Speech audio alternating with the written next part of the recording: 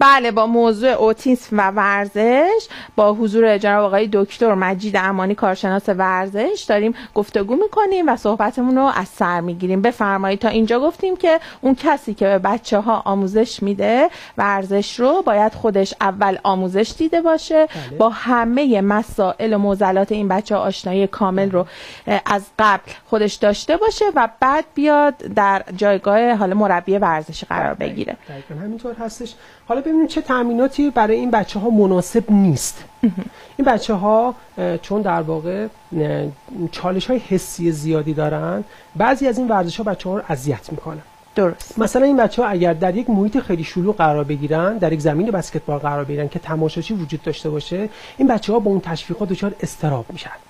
اگر اون ورزش دارای یک قوانین پیچیده‌ای باشه، این بچه‌ها دچار استرس و اضطراب میشن و در واقع اذیت میشن تو این ورزش. ما نباید بچه‌ها رو تو این محیط‌ها قرار بدیم. پس نکته اول، بچه‌هایی که مبتلا به اوتیسم هستن برای ورزش کردن باید در محیط‌های خلوت قرار بگیرن. دقیقاً، باید در محیط خلوت قرار بگیرن. اون آموزش‌های اولیه بهشون داده بشه، بعدن که همراهی کردن، قوی‌تر شدن، پاسخ‌های مثبتی نسبت به ورزش دادن، حالا کم کم میتونیم اینها رو توی یک محیطایی که یه ذره سر و صدا بیشتر هست هم قرار بدیم. درست. توی مبحث بعدی این که این بچه‌ها چون خیلیاشون به تاچ و لمس کردن به شدت حساس هستن. ورزش‌های رقابتی برای این بچه‌ها به شدت بده. مثل ورزش کشتی، مثل ورزش جودو، مثل سبکای از کاراته، این بچه‌ها رو اذیت میکنه. نباید این بچه‌ها تو این رقابت‌ها شرکت بکنن. یک سری فعالیت‌های خیلی ساده، مثلا ورزش‌هایی مثل یوگا خیلی به این بچه‌ها کمک میکنه، چون هم آرامش بخشه، هم بهشون کمک میکنه، هم فعالیت‌های ساده است، هم فعالیت‌های انعطاف پذیری خیلی برای بچه‌ها مفید هست. آیا ما میتونیم فعالیت‌های توپی رو به این بچه‌ها آموزش بدیم؟ کاملا میتونیم، به شرط اینکه نیم از اول برای بچه‌ها قوانین خاصی رو تعریف بکنیم که این بچه‌ها از نظر ذهنی دچار مشکل بشن. میتونیم به صورت خیلی ساده فعالیت‌های توپی رو به این بچه‌ها آموزش بدیم و کم کم بر اساس پیشرفتی که پیدا میکنن بتونیم تایم تمرینمون رو افزایش بدیم.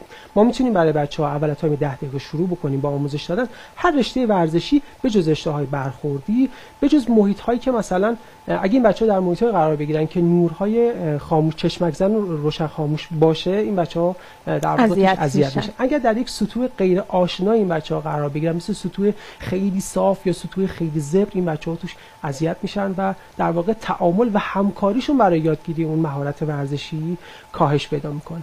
خب این تصاویری هم که آوردید فکر میکنم حاضره، اگر دوست دارید اگر برام روی اسلاید آخر من ممنون میشم.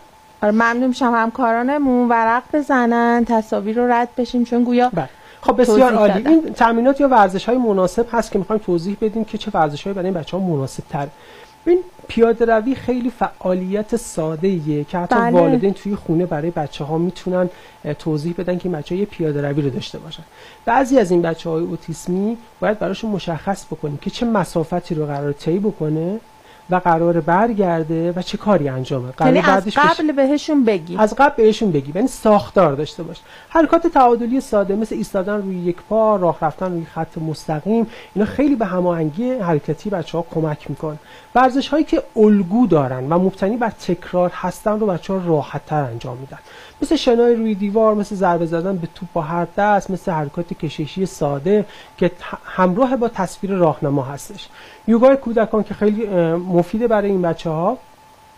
و اما تامینات با جیمبال یا فیزیوبال، توپ‌های بزرگی وجود داره توی باشگاه هست. این بچه‌ها میتونن روی توپ بشینن، یه سری حرکات انجام بدن. بله، بادیان روش حرکت میکنن، هم به تعادل کمک میکنه، هم به تقویت قسمت مرکزی بدن کمک میکنه، هم حس خوبی به بچه‌ها میده، به شرط اینکه اون والدین یا مربی حتما کنار بچه‌ها حضور داشته باشه، چون اگه خیلی فعالیت روی توپ زیاد بشه بچه‌ها تعادلشون از دست میده و ممکنه صدمه ببینن. و اینکه شنای تفریحی، بچه‌ها بعضیشون خیلی آب‌بازی رو دوست دارن، میتونن توی استخر قرار بگیرن، آب‌بازی بکنن، به شرطی که نخوایم ما اون شنا رو با اون قواعد خاصش به بچه‌ها آموزش بدیم. و در یک محیط آروم و خلوت. محیط آروم خلوت تحت نظر حالا یا والدین یا مربی حتما حضور داشته باشن. ما میتونیم بدمینتون ساده رو به شرطی اینکه اون قوانینش اصلا مطرح نباشه، بچه فقط بازی بکنه. مهارت دستش میتونه خیلی کمک کنه. در یک چارچوب خاص بچه‌ها رو قرار ندیم. در الگوی خاصی قرار ندیم که حتما باید اینجوری سرویس بزنی، حتما توپت باید اینجوری باشه، اگه اینجوری بزنی خطاست، اگه این کاری بکنی اشتباهه. نباید به این بچه‌ها استرس و اضطراب وارد بکنی. موضوع برای دوچرخه سواریه. اگه این بچه‌ها در واقع این دوچرخه‌های چرخ کمکی بهش اضافه بشه و تبدیل بشه به سه چرخه، خیلی فعالیت خوشایندیه. این بچه‌ها دوست دارن، میپذیرن و اجرا میکنن. ورزشی مثل تایچی هم میتونه به این بچه‌ها کمک کننده باشه، به شرط اینکه تحت نظر به چه مربی معنا؟ باشه.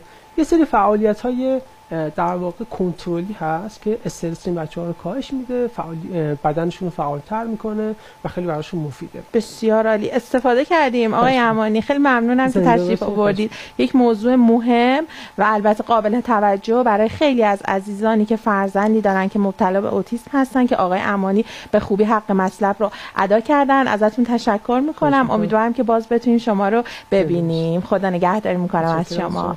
بله، مثبت آموزش